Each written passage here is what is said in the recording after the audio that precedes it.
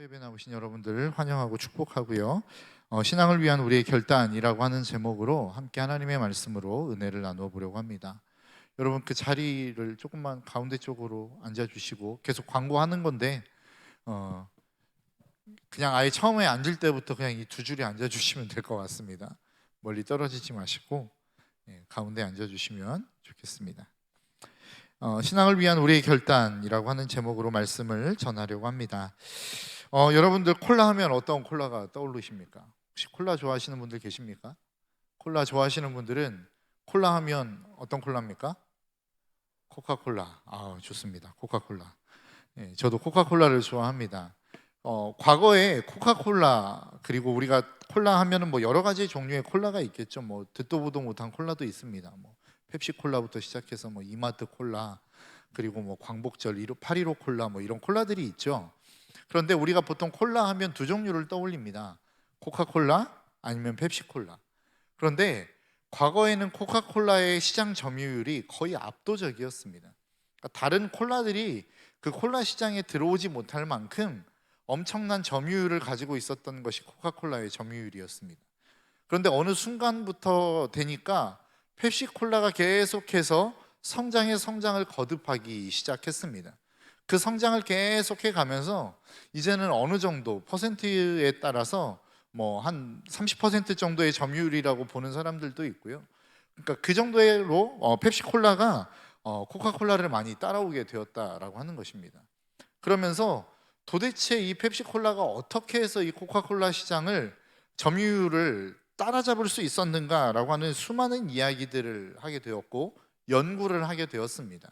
그러다가 내놓은 결론 중에 하나가 무엇이었냐면 어린아이들의 계층을 공략하기 시작했다라는 겁니다. 그러니까 코카콜라는 늘 이제 자기들이 점유율이 높으니까 먹을 거면 먹을 거고 말 거면 말아라 이러면서 그냥 팔았다는 거죠. 근데 펩시의 전략이 무엇이었냐면 싼 가격으로 학교로 들어간 겁니다. 그래서 그 학교에서 싼 가격에 펩시콜라를 진열해 놓다 보니까 아이들이 싼 맛의 펩시콜라를 먹게 된 겁니다. 그러니까 어떤 일이 일어납니까? 그 아이들이 커가면서 그 펩시콜라가 입에 맞기 시작하고 펩시를 찾는 사람들이 많아지기 시작했다라는 거예요. 그러면서 펩시콜라의 어떠한 점유율이 높아지기 시작했다라고 하는 것이 펩시콜라가 점유율을 높여가는 것에 대한 결과를 분석한 분석의 내용입니다. 여러분, 우리가 신앙의 위기를 겪고 우리는 살아가고 있다라고 이야기합니다. 세상이 우리를 유혹하는 유혹의 강도가 점점 강해지는 것 같습니다. 더 나아가서 그 죄악이 날로 더 진화해 가고 있는 것 같은 느낌을 듭니다. 거기에 대해서 더 무서운 것 중에 하나가 무엇이었냐면 과거에는 죄를 지을 때에는 숨어서 죄를 지었죠. 그래서 남모르게 지으려고 하는 죄가 있었습니다. 그러다가도 혹시나 그 죄가 발각이 되면 굉장히 부끄러워하는 모습들이 사람들에게는 있었다라는 겁니다. 그런데 오늘날의 세대는 어떻습니까? 이제는 점점 담대해져서 죄를 그냥 대놓고 짓는 경우들이 참 많이 있습니다. 거기에다가 죄를 짓고 난 다음에 걸려도 이제는 그것에 대한 부끄러움조차도 알지 못하는 시대를 우리는 살아가고 있습니다. 이것이 어떻게 보면 너무나도 당연시 되어지고 그것이 당연한 것과 같은 모습으로 계속해서 변화되어져 가고 있는 것이 오늘날의 모습이라는 겁니다. 그래서 지금 과거와 현재와 이 두 가지의 시대를 놓고 비교해 봤을 때 앞으로의 미래는 더욱더 악해질 수밖에 없고 더욱더 힘든 신앙생활하기에 더욱더 힘든 모습이 되어져 갈 수밖에 없다라고 하는 것이 우리의 모습이 아닐까라고 하는 생각을 해봅니다. 그런데 이러한 모습 가운데 우리가 정말로 경계해야 되는 것 중에 하나가 무엇이냐면 이러한 모습이 한국 교회 안에도 들어오기 시작했다라는 겁니다. 죄에 대해서 무감각해져 버렸고 죄를 지어도 부끄러운 줄 모르고 더 큰 문제는 무엇이냐면 죄를 죄로 바라보지 않는 시대가 되었다라는 것이죠. 여러분, 분명하게 성경이 우리에게 말씀하고 있는 죄, 그 죄를 우리가 바라보면서도 야 그게 무슨 죄야? 라고 하는 생각들을 우리는 할 수 있게 되었다라는 것입니다. 그게 세상의 사람의 이야기가 아니라 교회 안에 있는 그리스도인들이 그러한 모습으로 이 땅을 살아가고 있다라고 하는 것이죠. 한 1년 전쯤 됐을까요? 차이나는 클래스라고 하는 여러분 TV 프로그램을 아시나요? 인문학 강의를 계속해서 해주는 프로그램인데요. 그 프로그램에서 어떤 한 질문을 던지면서 시작한 프로그램이 있었습니다. 그 질문이 무엇이었냐면 그런 질문입니다.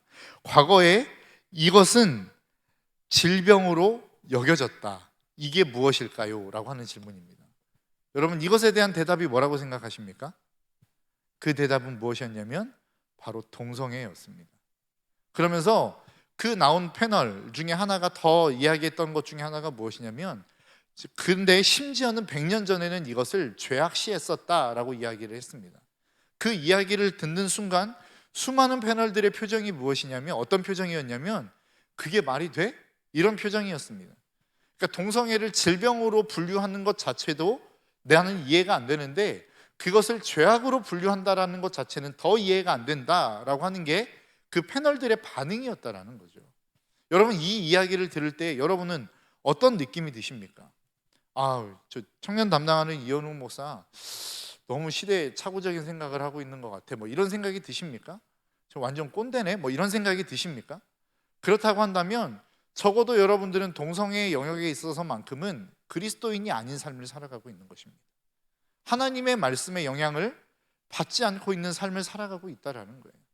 저는 오늘날 살아가고 있는 청년들에게 있어서 가장 큰 문제, 그리고 가장 우리를 유혹하는 가장 강력한 유혹 중에 하나는 저는 성적인 것이라고 생각합니다.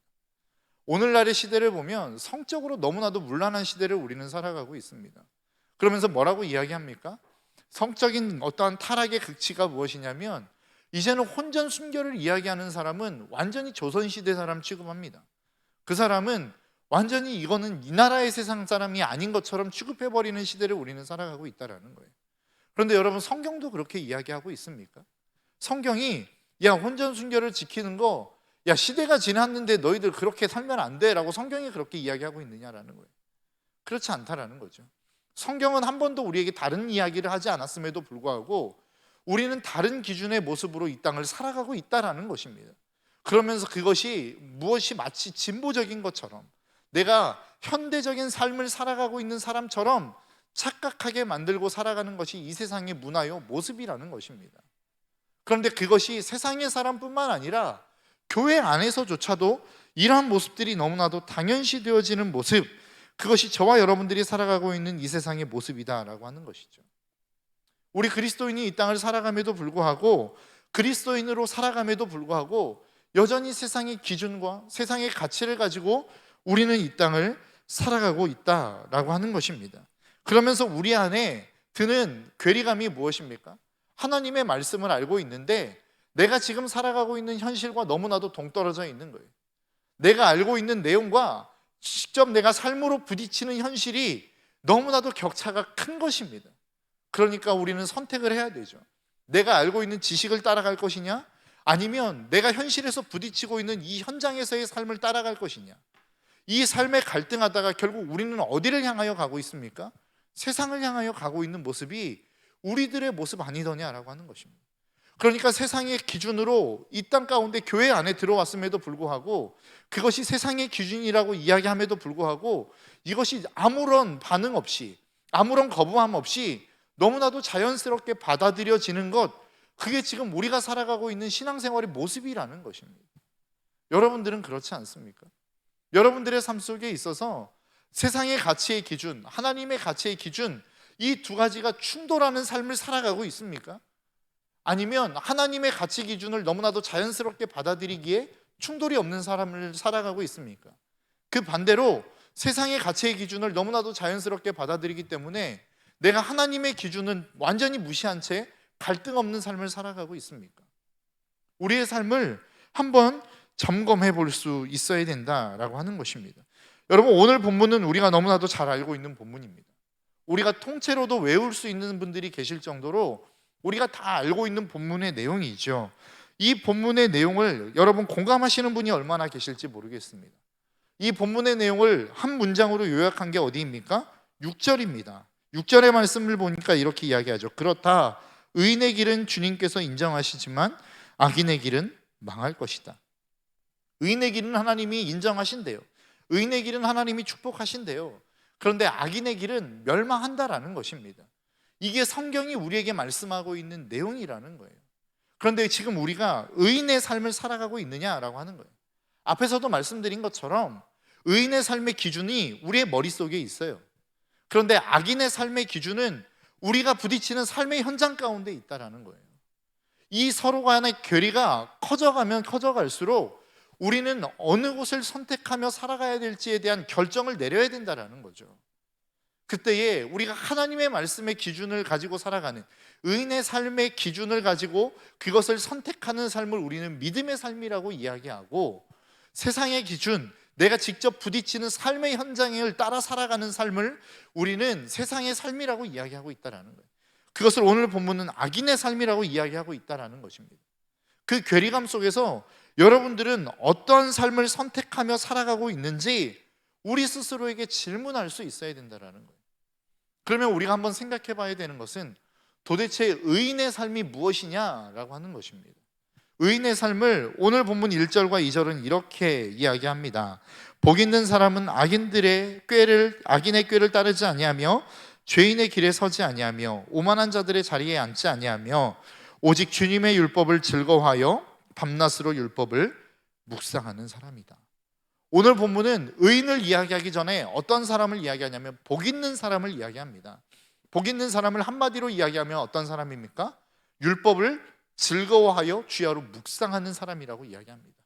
그런데 이렇게 3절까지 쭉 복 있는 사람이 누구냐, 그리고 그 복 있는 사람이 받는 형통이 무엇이냐 3절까지 이야기하고 난 다음에 4절에 그 복 있는 사람과 대비하여 나오는 사람이 있는데 그게 누구냐면 악인이라고 하는 존재가 등장합니다. 오늘 본문 4절입니다. 그러나 악인은 그렇지 않으니 한낮 바람에 흩날리는 쭉정이와 같다.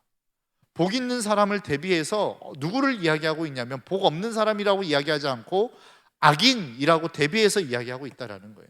그리고 나더니 다시 5절과 6절에서는 그 악인을 누구와 대비해서 설명하고 있냐면 의인이라고 하는 사람과 대비해서 설명하고 있습니다. 그러니까 이것을 이 시편 1편을 통째적으로 놓고 보면 복 있는 사람과 누구를 지금 동일시하고 있냐면 의인을 동일시하고 있다는 거예요. 내가 도덕적인 삶을 살아가고 있는 사람을 의인이라고 이야기하는 것이 아니라 복 있는 사람이 의인인데 그 복 있는 사람이 도대체 누구냐라고 이야기했을 때에 그 사람은 여호와의 율법을 즐거워하는 사람이요 그 여호와의 율법을 주야로 묵상하는 사람이라고 이야기하고 있어요. 그것이 어떤 사람이라고요? 의인의 삶이라고 이야기하고 있습니다. 그것을 반대로 뒤집어 놓고 보면 악인은 그러면 누구라는 이야기입니까? 여호와의 율법을 싫어하는 사람이요 그 여호와의 율법을 주야로 묵상하지 않는 자가 악인이라고 이야기하고 있는 거예요. 여러분, 의인의 삶을 살아가고 계십니까? 성경은 의인을 누구라고 정의하고 있냐면 여호와의 말씀, 하나님의 말씀을 즐거워하는 자, 그리고 그 말씀을 날마다 주야로 묵상하는 자, 이러한 사람이 의인이다라고 우리에게 말씀하고 있다라는 것입니다. 여러분, 우리 안에 놓여져 있는, 아까도 말씀드린 것처럼 내가 가지고 있는 지식, 하나님의 자녀, 내가 그리스도인이라면 나는 이러한 삶을 살아야지라고 하는 지식이 있죠. 그러나 내가 살아가고 있는 삶의 모습이 있습니다. 이 삶의 괴리감이 도대체 왜 오는 것이냐라고 하는 것입니다. 나이가 들수록 우리는 말씀과 현실에 대한 괴리감이 더욱더 커져가는 것 같습니다. 여러분, 아이들에게 있어서 하나님의 말씀을 가르치면 아이들은 그 말씀을 곧 그의 삶으로 받아들입니다. 그래서 너 하나님 섬겨야지, 하나님 예배해야지, 예배 빠지면 안 돼 라고 이야기하면 그 아이들은 예배를 잘 지킵니다. 예배의 자리로 잘 나옵니다.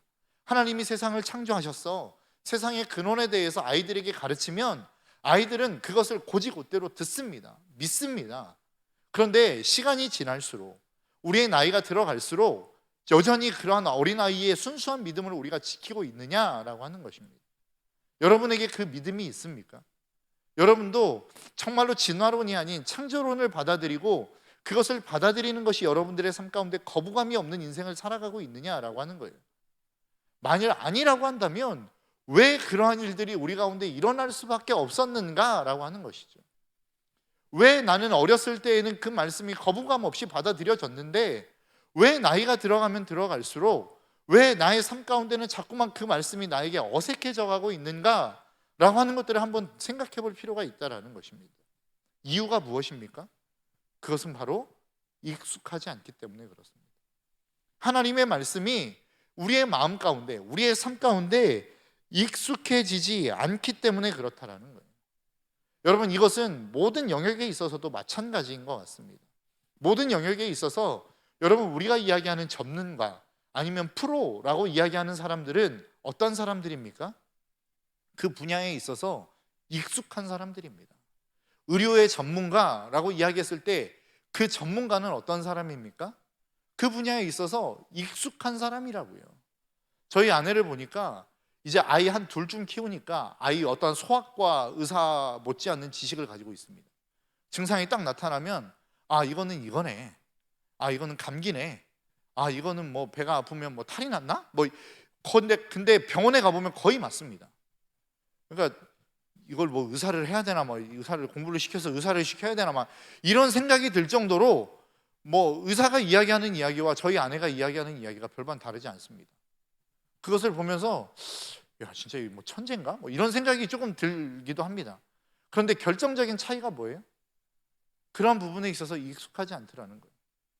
의사는 딱 보면 수많은 어떠한 경험과 수많은 어떠한 임상을 통해서 정말로 조금씩 다른 그 모습들, 그럼에도 불구하고 그것에 대한 질병을 명확하게 찾아내는 게 의료진 아니겠습니까?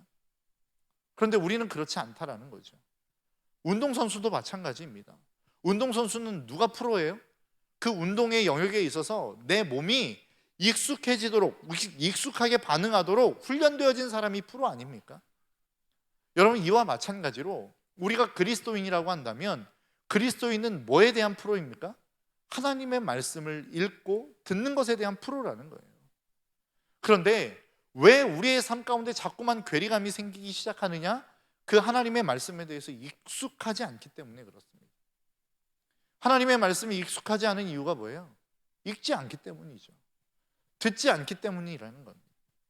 내가 하나님의 말씀이 있음에도 불구하고 그 말씀을 듣지 않고 읽지 않는 이 모습이 하나님에 대한 지식과 나의 실질적인 삶 속에서의 괴리감을 만들어내기 시작한다는 거예요. 여러분, 얼마나 많은 하나님의 말씀을 읽으며 살아가고 계십니까? 저도 하나님의 말씀을 읽는 것이 그렇게 쉽지 않은 것 같아요. 그런데 그 말씀을 읽어야만 산다라고 하는 것을 저는 요즘 경험하며 살아가는 것 같습니다.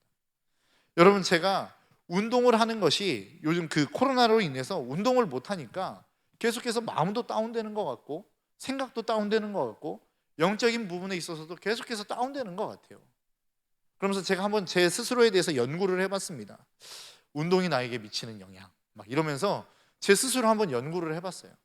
그러니까 처음에 여기 와서 얼마 안 됐을 때 작년 3월인가부터 제가 운동을 시작했거든요. 헬스를 끊고 러닝을 시작했는데 그때는 상태가 좀 괜찮았던 것 같아요. 그런데 코로나가 터지기 시작하면서 운동을 못하기 시작하니까 상태가 별로 안 좋아지기 시작하더라고요. 제 영혼도 별로 안 좋아지기 시작하는 거예요. 그러다가 조금 4월, 5월 이렇게 넘어오면서 조금 괜찮아졌을 때 다시 운동을 시작했습니다. 그때는 또 상태가 괜찮아지는 것 같았어요.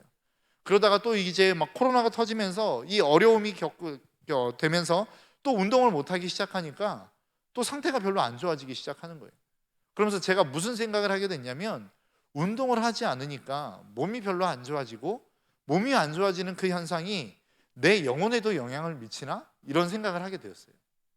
그런데 그러다가 어떤 생각을 하게 되었냐면 이게 운동의 문제가 아니라 하나님의 말씀을 읽지 않는 문제라고 하는 것을 발견하게 되었습니다. 제가 운동을 하면서 뭘 하냐면 그 앞에 있는 모니터하고 블루투스로 연결을 시켜서 그 드라마 바이블을 이렇게 켜놓고 말씀을 읽거든요.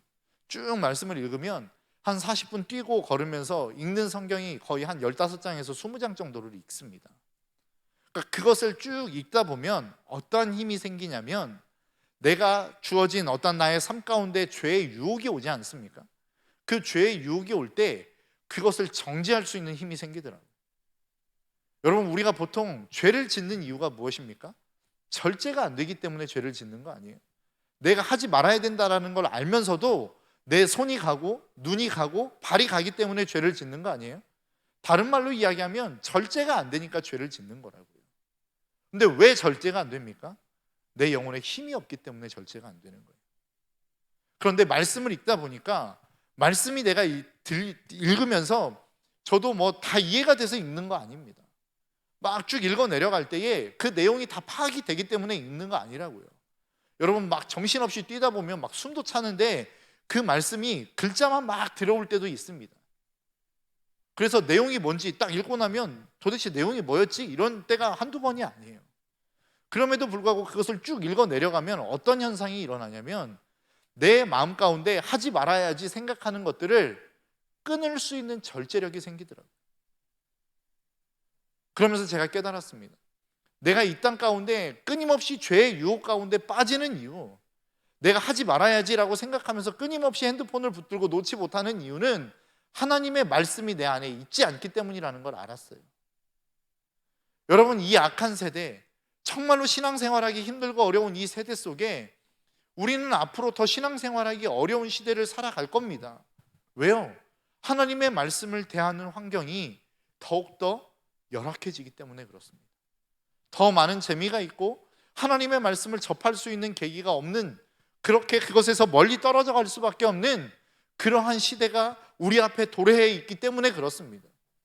그리고 앞으로는 더 재미있는 것들이 일어날 것이고 앞으로는 더 우리의 눈과 귀를 자극하는 수많은 영상과 매체들이 우리 가운데 쏟아져 나올 것이기 때문에 그래요. 그렇기 때문에 하나님의 말씀을 대할 수 있는 기회는 점점 더 줄어들 수밖에 없을 거예요. 그렇기 때문에 그 말씀을 대할 수 있는 시간이 줄어들면 줄어들수록 어떤 일이 벌어집니까? 우리는 죄에 대해서 대항할 수 있는 힘을 더욱더 잃어버릴 수밖에 없는 시대를 우리는 살아갈 수밖에 없다는 거예요. 그래서 우리의 신앙은 더욱더 약해질 수밖에 없는 세대로 우리는 갈 수밖에 없다는 겁니다. 이런 세대 속에서 우리가 정말로 우리의 영혼이 살아나기를 원한다면, 내 심령이 깨어나기를 원한다면 우리가 해야 될 일이 있습니다. 그게 무엇입니까?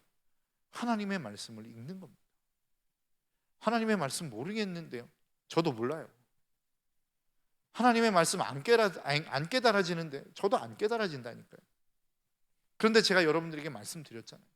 그 말씀을 읽다 보면 이 말씀 자체가 힘이 있어서 우리에게 놀라운 능력을 행하는데, 그게 뭐냐면 절제할 수 있는 힘을 준다니까요.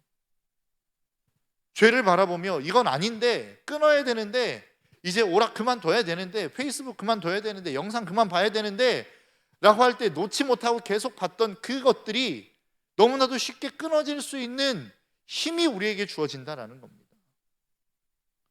그게 뭐라고요? 믿음이라는 겁니다. 그래서 로마서 10장 17절은 이렇게 이야기합니다.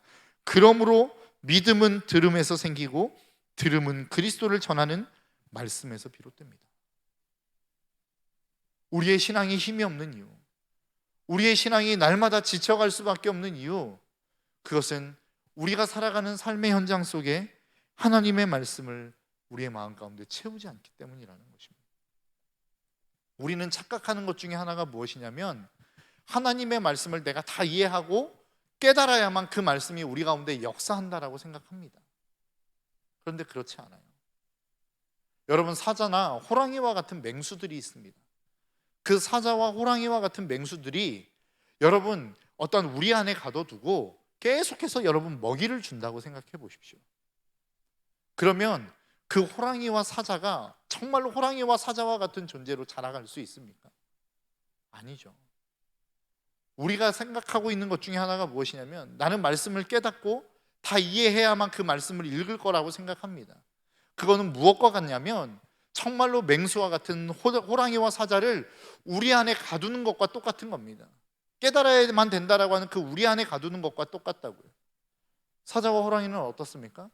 그냥 밀림의 정글에 확 풀어놔 버리면 자기가 자기 스스로 자기의 앞길을 생각해내고 그렇게 살아갈 수 있는 힘을 기르는 거라고요.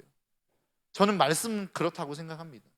우리 안에 말씀이 들어오고 그 말씀을 내가 깨닫든 깨닫지 못하든 그 말씀은 우리 가운데 살아 역사한다고요. 움직인다고요.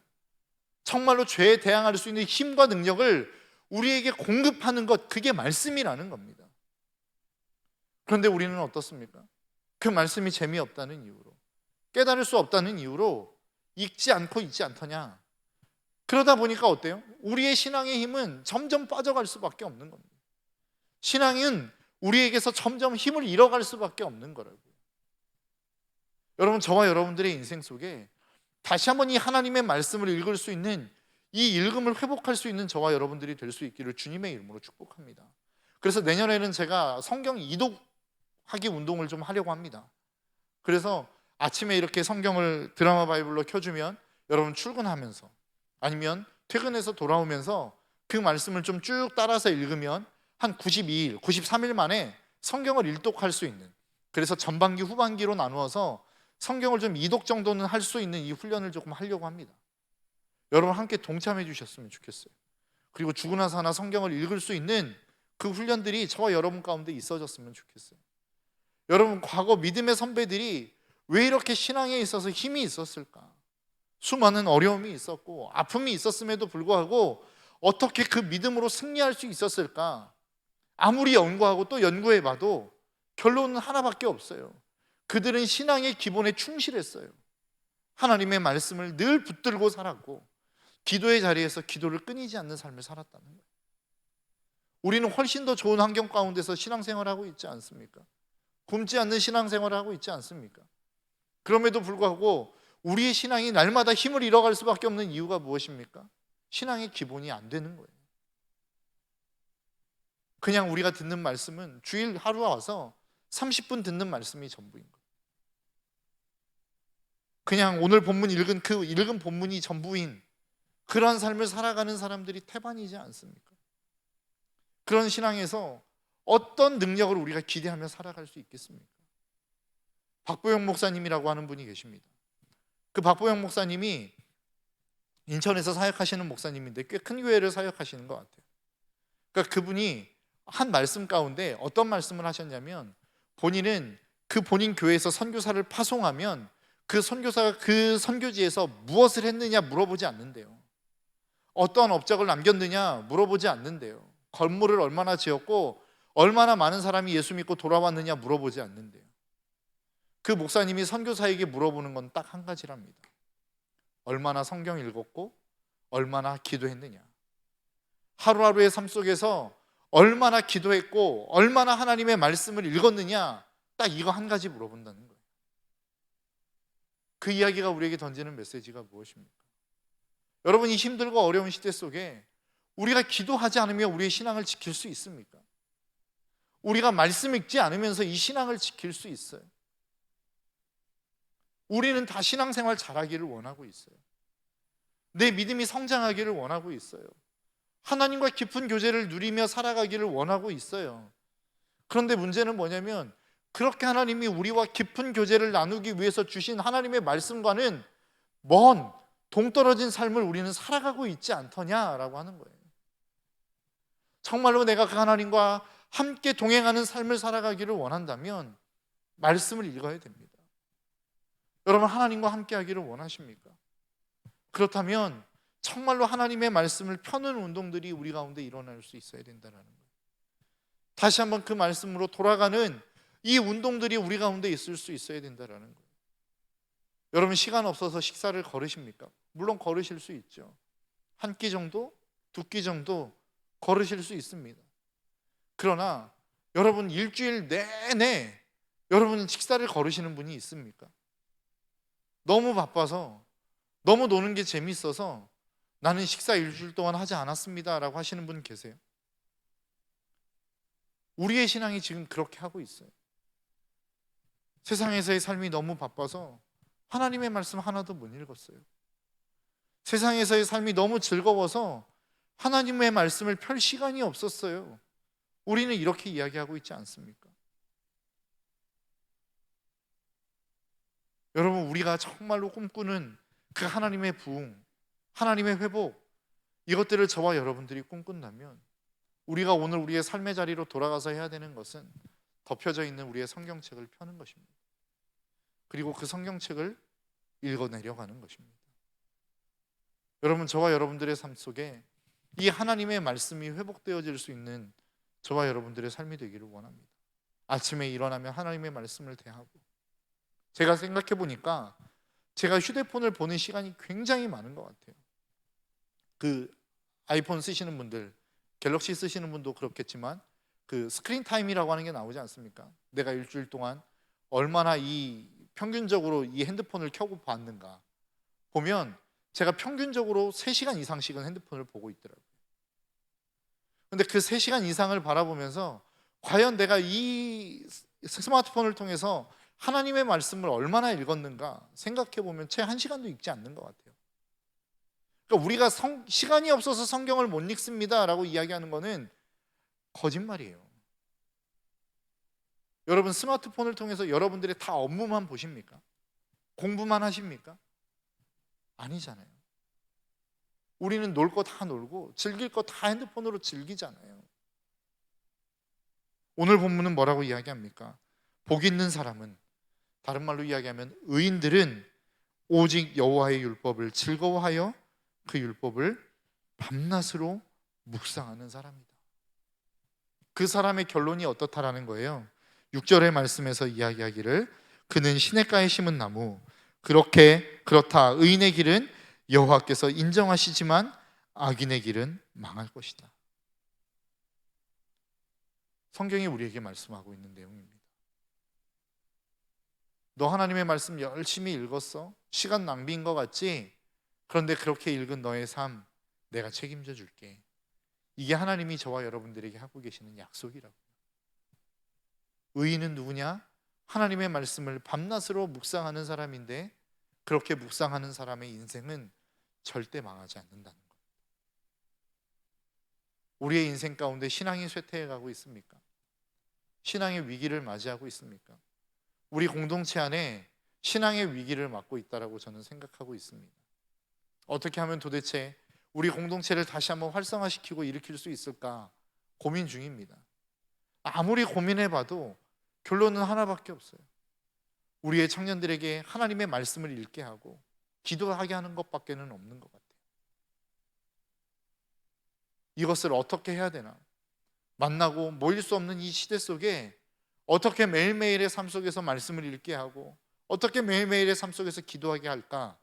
이건 아직까지 여전히 남아있는 저의 숙제고 고민입니다. 그런데 이게 안 되면 우리의 신앙은 이제 없어요. 날마다 무너지는 신앙이 될 수밖에 없다라고 저는 생각합니다. 여러분, 저와 여러분들의 삶 가운데 정말로 의무감으로라도 다시 한번 이 말씀을 회복할 수 있는 저와 여러분들이 될 수 있었으면 좋겠습니다. 이 기도를 회복할 수 있는 저와 여러분들이 될 수 있었으면 좋겠습니다. 그래서 듣는 그 말씀들이 우리의 삶 가운데 들어와서 우리의 삶을 인도해가고 우리의 삶의 모든 저주들을 끊어내고 내가 지금 묶여있는 모든 죄악으로부터 나를 해방시키는 이 놀라운 말씀의 능력들을 날마다 저와 여러분들의 삶 속에서 경험하며 살아가기를 주님의 이름으로 축복합니다. 오늘 말씀의 결론입니다. 우리가 날마다 무너질 수밖에 없는 이유, 날마다 넘어질 수밖에 없는 이유, 그것은 바로 하나님의 말씀을 우리가 가까이 하지 않기 때문입니다. 그 말씀이 우리에게 익숙하지 않기 때문에 그렇습니다. 그래서 내가 정말로 신앙을 버리지 않을 거라면, 내가 계속해서 이 신앙을 유지해 갈 거라면, 그리고 이 신앙이 나의 인생 속에서 더욱더 성장해 가기를 원한다면 우리는 결단해야 됩니다. 하나님의 말씀을 읽기로, 그냥 주일 하루 와서 듣는 것으로 끝나는 것이 아닌 매일매일 여러분들의 삶 가운데 성경을 읽어나가는 이 결단이 있어야 된다고. 날마다 내 삶을 하나님의 말씀으로 채우는 결단이 있어야 된다고. 그래야만 우리가 살아날 수 있고, 살아나는 저와 여러분들을 통해서 우리 공동체가 살아날 수 있습니다. 여러분, 이 일에 함께 동참하며 함께 힘쓰며 나아가는 우리 청년들 될 수 있기를 주님의 이름으로 축복합니다. 이 시간 우리 함께 좀 찬양하며 나아가기를 원합니다. 내 삶에 들어온 주님의 말씀이라고 하는 찬양인데요, 여러분들의 인생 속에 여러분들의 인생 가운데 들어온 하나님의 말씀이 있습니까? 여러분들의 마음 가운데 듣는 그 하나님의 말씀을 여러분 이 하루 1시간 나오는, 일주일에 1시간 나오는 이 설교로 전부 삼지 않았으면 좋겠어요. 여러분들의 각자의 삶의 자리에서 말씀을 읽기 위해 몸부림치십시오. 안 읽어지면 정말로 내가 졸면서 읽더라도, 하루에 한 장이라 할지라도 여러분 그 말씀을 읽어나가는 이 일들을 여러분 끊지 마십시오. 계속해서 그 말씀을 여러분들이 읽어나가기 시작할 때 무슨 이야기인지 알지 못하겠고, 이 말씀을 통해 하나님이 나에게 무엇을 말씀하시는지 모른다 할지라도 하나님의 말씀은 여러분들을 인도해 갈 것입니다. 여러분들을 그 죄악의 저주로부터 해방시킬 겁니다. 여러분들이 끊임없이 반복하여 짓는 죄로부터 여러분들을 절제하게 하는 능력을 주실 것입니다. 여러분, 이 시간 우리가 함께 찬양하며 나아가기를 원합니다. 내 삶에 들어온 주님.